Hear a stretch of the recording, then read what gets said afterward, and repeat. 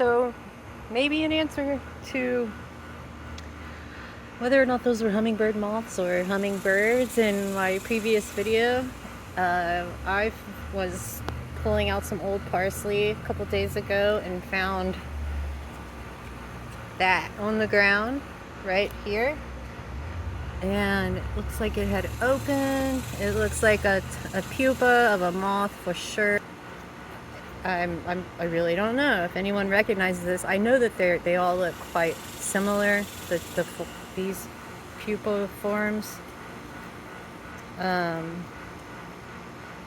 pretty gross, but you know, some cool stuff happens in there, so that can be forgiven.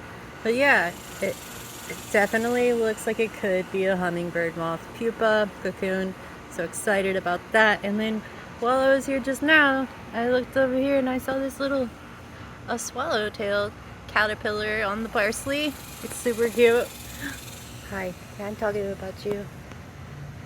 What is up, friend? You're so pretty. You know, they look kind of like the monarch caterpillars, but it's not.